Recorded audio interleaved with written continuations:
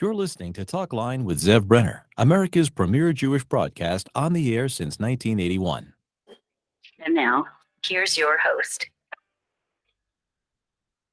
Welcome back to the program. I'm Zev Brenner. Anti-Semitism, unfortunately, growing throughout the United States, whether it's in cities such as New York and elsewhere, but also on college campuses across the United States, including on Harvard University, which is an elite university. Our guest is Natalie Kahn, an associate news editor, president of Harvard Hillel, and she is on the board of the Harvard Crimson, which supported BDS, and she wrote an editorial about it. So, Natalie, thanks for joining us. Thank you so much for having me. Thank you. So tell us, before I get to the Crimson and your article, your editorial, what's happening? Because I'm hearing throughout the country that college campuses, including like places like New York, we have a lot of Jews, and I believe Harvard has also quite a few Jews, where we find a lot of anti-Semitic, a lot of anti-Israel activity. What's going on? Yeah, I mean, I think nothing I'm saying is so surprising. Oops, sorry, someone just called me. Turn my phone on. Nothing I'm saying is so surprising. I just think that you know, unfortunately, the Israeli-Palestinian conflict has been wrapped up in intersectional politics, which it makes it very trendy for college students to support like anti-Israel causes, because you have a lot of, for example, a big thing in Harvard's campus is co-sponsorships. So you'll have different organizations co-sponsoring things. So you'll end up having the BDS affiliated group co-sponsoring something about divesting fossil fuels or something about Black Lives Matter. And it's all very much wrapped up in this cocoon of social justice. And so it's considered, we had this whole movement that was divest fossil fuels. And there's obviously like a similarity between divest fossil fuels and BDS just in terms of the name. And so people hear those little words and bells go off in their head and they think, oh yeah, just like I wanted Harvard University to divest from fossil fuels, this is also something I should support in the name of social justice. And then they proceed to continue to support, these causes. But you're talking about intersectionality, which Yeah. has become very popular. So if you support BLM, you have to be anti-Israel, and a whole host of other causes. You have to be, everything is interconnected, interlinked, and you can't separate it. At least they try to make that to be the narrative. Do most people buy intersectionality, that if I'm a support one thing, I got to support the whole agenda? Is that the way it's working? Is that most people believe in that? Yeah, regarding BLM, you can correct me if I'm wrong, but I believe that certain branches or parts of BLM specifically endorse BDS, the BDS movement. I don't Well, quote most me of on them, that, but I think the whole yeah, yeah, believe them too, yeah. yes. Overall, Um, maybe there's one person that doesn't, that I into, but pretty much they're all anti-Israel. right. I think, yeah, I think you definitely have to embrace their whole agenda. And so I think a lot of students who maybe support the agenda on almost every other issue, with the exception of Israel, feel very torn. And they feel like they have a hard time speaking up, because even though this is exactly where we need them to speak up, we needed them to say, I'm in favor of LGBTQ rights. I'm in favor of blacks, racial justice, etc. But I also support Israel. Whereas right now, what we have is a lot of silence, and then everyone who supports these issues, these other issues, is also anti-Israel, and so there's no way for people to realize that they are in many ways separate.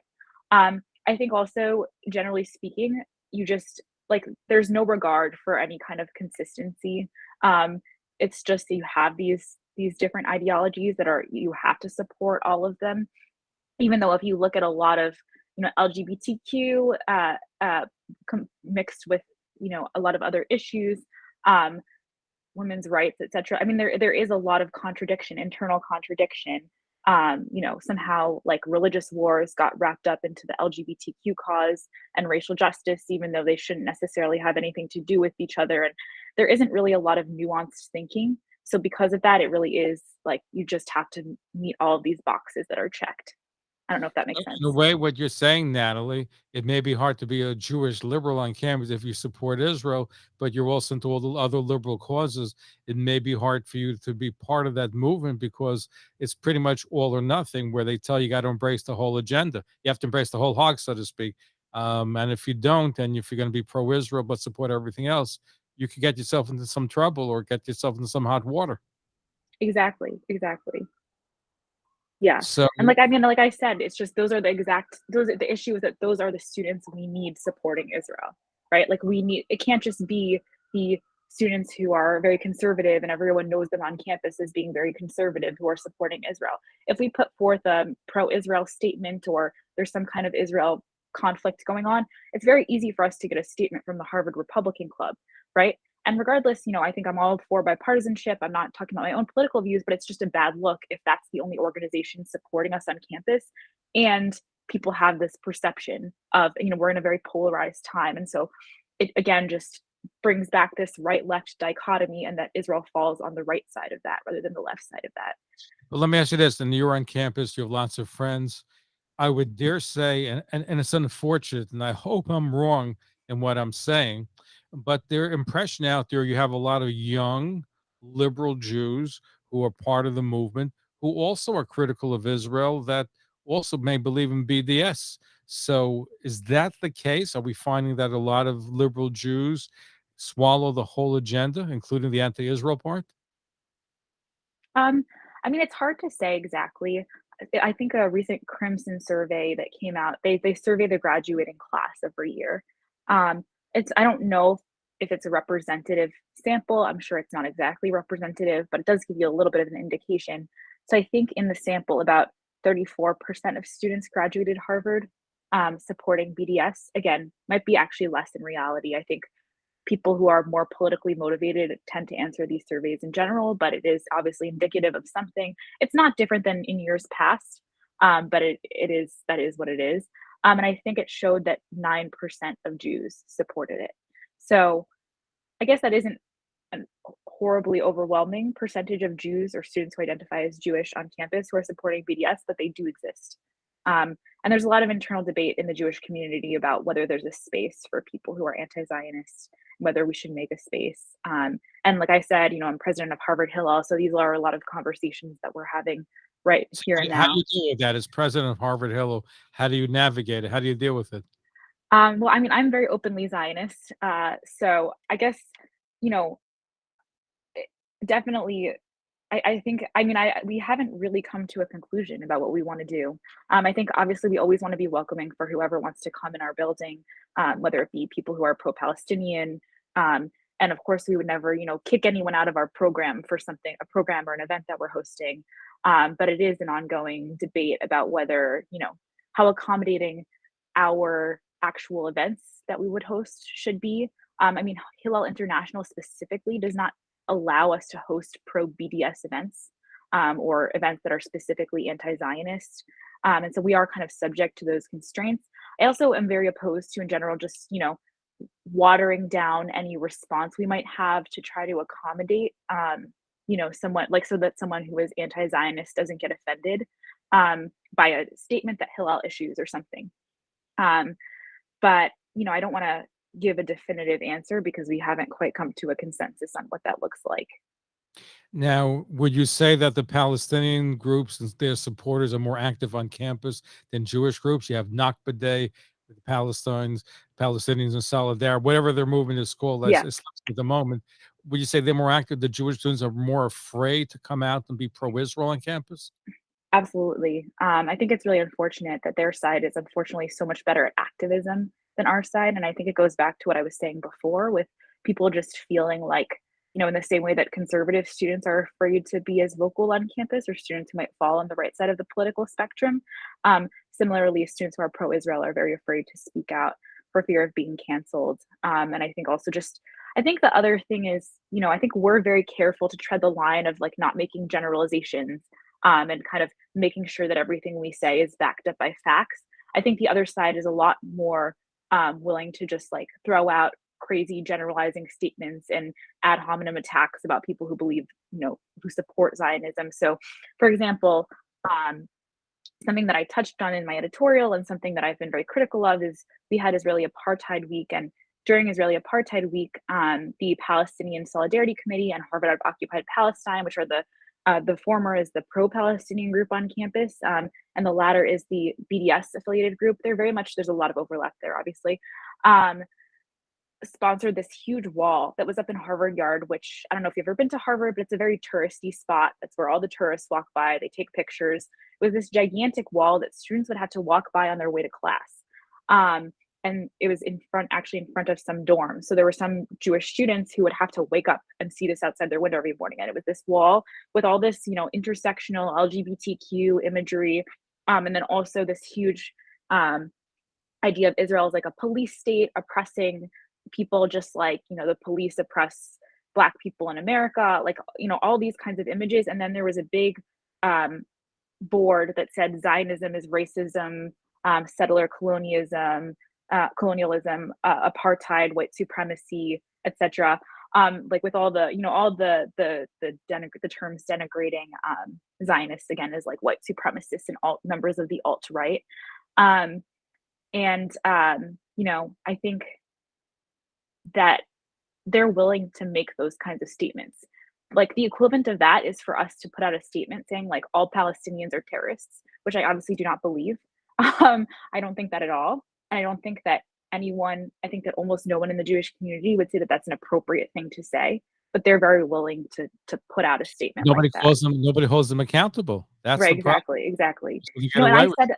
I said exactly that to, I've said that before in my criticism of this wall, which is, imagine if we had a wall. I mean, forgive me, and this is, of course, never to say that anyone endorses the substance of what I'm about to say, but we had a wall saying like, Black Lives Matter is a terrorist organization or something like that, right? And then students had to walk by that every day. There would be such an outcry on campus. People would be furious. They'd be petitioning for Harvard to take it down. And we kept being told that it was in the name of free speech that this wall was up. But the reality is there is just such a double standard when it comes to anti-Zionism and things that are really hurtful to Zionist students because it's not technically anti-Semitic in their book, that there's just no student response. There's no administrative support, obviously.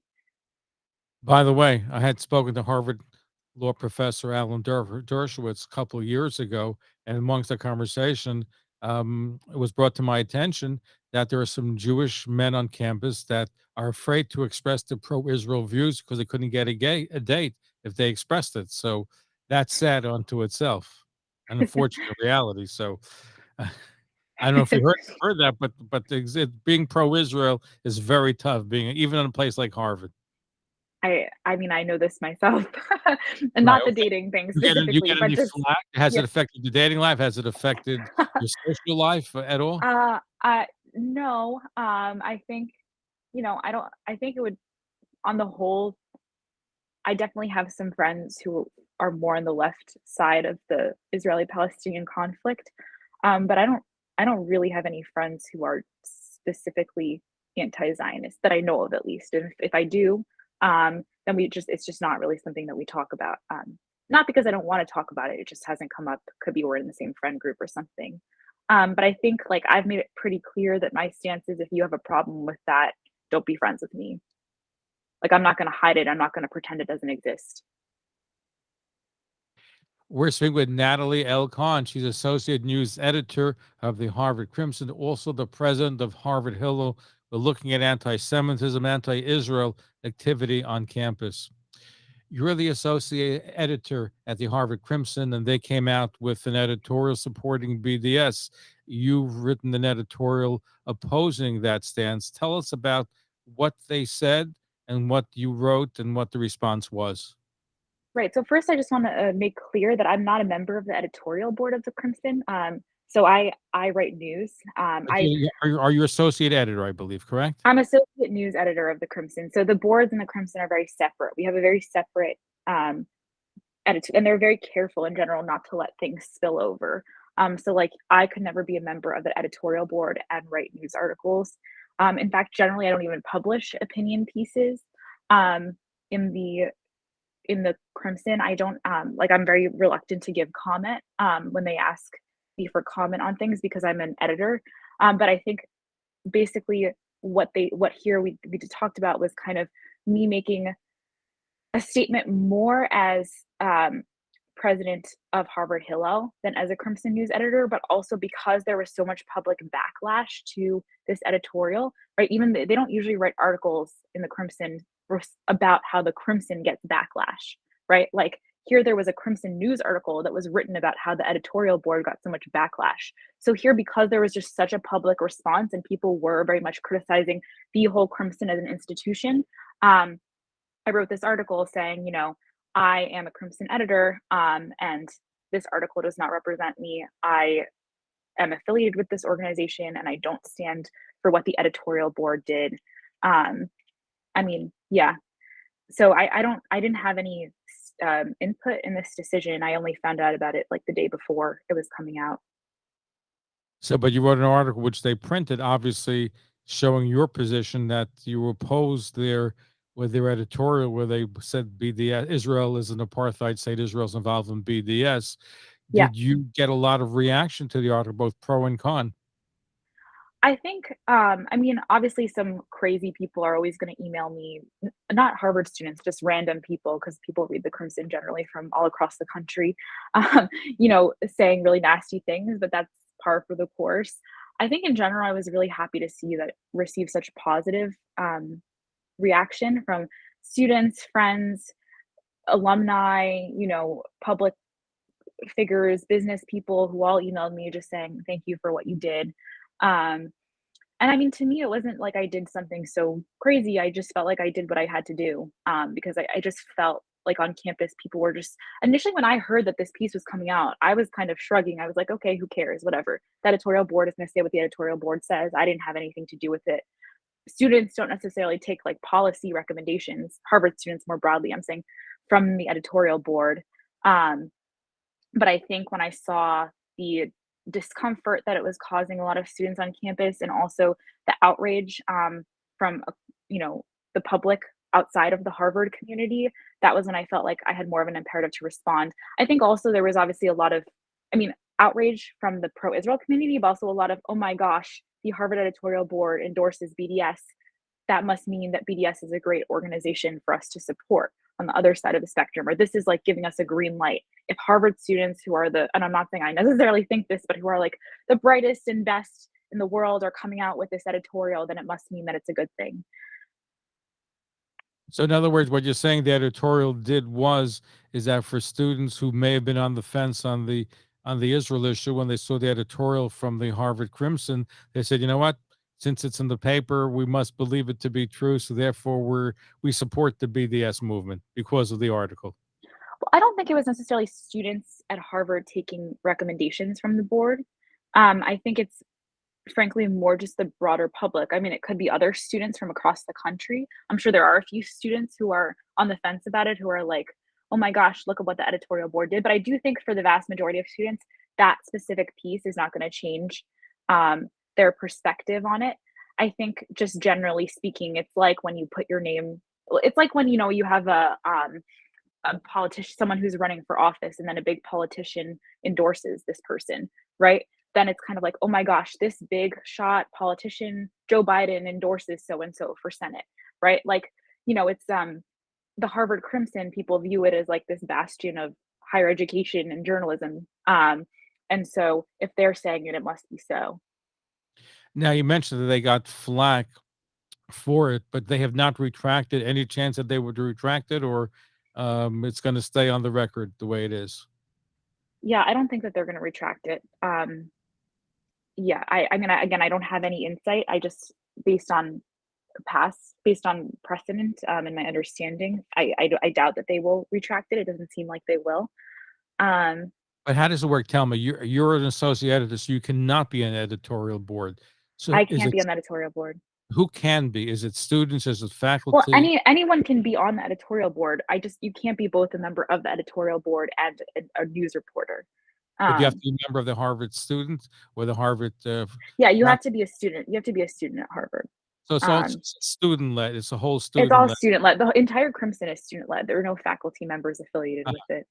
So in other words, so technically speaking, when they graduated, there's a possibility when the new board comes aboard that this policy could be changed, but you would have to wait until a whole new board comes. Yes. Well, that's what they mentioned in the editorial. The staff editorial was that there had been two prior editorial boards who had considered the exact same question and come out against BDS. And so what they were saying is they're actually overturning precedent here, and they're coming out with this decision that that is in contrast to what past editorial boards have said. So I don't know whether that could happen again in future, but in the opposite direction. But it's not impossible, obviously. Now, have you personally experienced anti-Semitism or anti-Zionism on campus where people have attacked you for your beliefs? Um, I have not personally. I don't think, I think my name is next to an article. I don't think I haven't, gone around giving public speeches kind of denouncing Yeah. anti-Zionists. I don't think people see me around campus and think like, oh, she's the Zionist. Maybe if I said my name in class, they might think about it a little more. It's hard for me to really say because um, this is all already like in finals slash reading period. So I wasn't in class really. So it's possible if I had been, there would have been a different response. But I do think in general, students know that it would be extremely inappropriate for them to go up and accost another student. So instead, they prefer to like make, not specifically about me, but just aggressive remarks on social media or write these other opinion pieces, which, someone did. Someone wrote in a follow up opinion piece saying, I'm Palestinian in response. So my piece is called I'm a Crimson editor and I stand with Israel. And then this follow up piece was I'm Palestinian and I stand with the Crimson. So kind of the slightly aggressive response to what I was saying, but not necessarily targeted at me, thankfully. I mean, I don't mind if it is. It just makes the other side look worse No, if they do that. But so yeah, my question to Natalie is, what advice do you have to an upcoming freshman or somebody entering Harvard where the terrain has changed from when you entered a number of about 3 years ago, where today is probably more hostile than it was then? What advice would you have to a student that comes onto campus that's Jewish, that's pro-Israel? What should they be doing aside from feeling uncomfortable in lots of situations, especially with the progressive agenda that exists on campus? it's hard. I mean, I think you just have to go in telling, thinking to yourself, what, whether this is something that you really are willing to put yourself on the line for, right? And I think there are a lot of students where they feel like they like Israel, but to them they just can't. It's just too emotionally taxing, or just too. That's not really something that they can handle. And they don't feel like they can kind of they support Israel and they'll always go to like a pro-Israel meeting or something like that. But they're not willing to speak out because and I understand it. Like there's a lot. It feels like there's a lot on the line. There's a lot of social pressure. Um, Sometimes people even worry that they're not going to get the jobs they want or they'll be rejected from clubs, and I totally get it.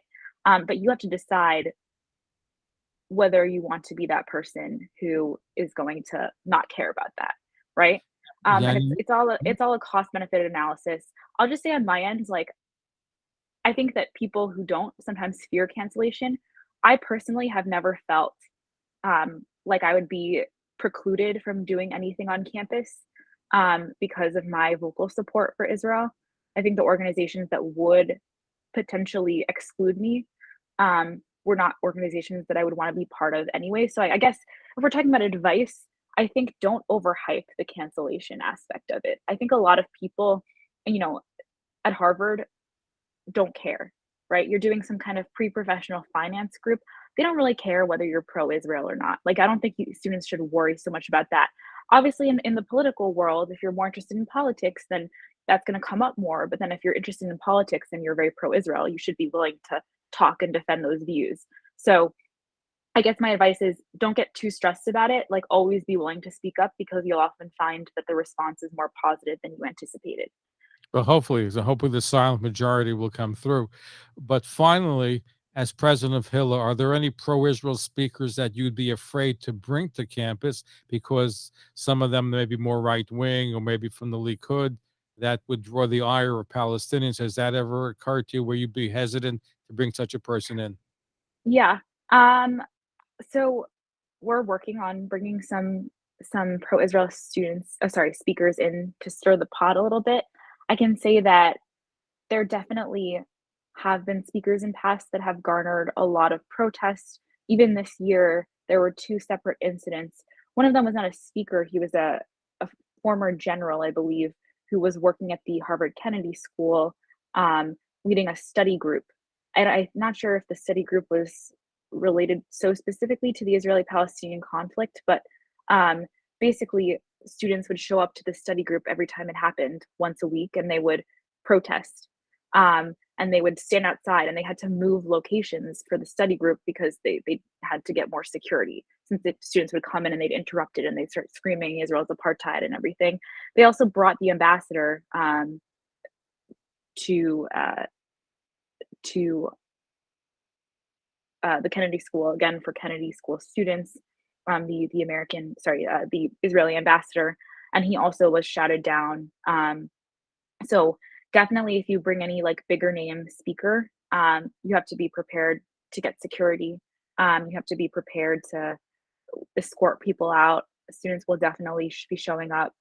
But I think that that's part of the fun of it, shall we say? I mean, I think that that's Don't what be you afraid want. to speak out or bring your I'm always speakers in. Uh-huh. I'm always very disappointed if I mean, I would be disappointed if I worked really hard to bring a speaker who I wanted to stir the pot, and then no one showed up and no one cared. I think you want people to care. And I think a lot of times people who come in and start shouting things look stupid. So, the more you get them to do that, the better, even though it's unfortunate that you have to do that. And that has to be your like strategy for getting people to realize that you're on the right side of history. Natalie Kahn, Associate News Editor of the Harvard Crimson, President of Harvard Hillel. Thank you for being pro-Israel, not being afraid to express it on campus. I know it's not easy. I know it's not popular at times, but thank you for doing that. Thank you for editorial, showing courage, saying that you oppose the editorial board of the Harvard Crimson, which attacked Israel and BDS in the name of Palestinian liberation. Thank you for joining us. Thank you so much for having me, Zev. Thanks for listening. For continuous Jewish programs, talklinenetwork.com or our 24-hour-a-day listen line at 641-741-0389. For past shows, you can find us on iTunes, Spotify, Amazon, YouTube, Instagram, and all major podcast platforms or jewishpodcast.org. Thanks for listening to the talklinenetwork.com.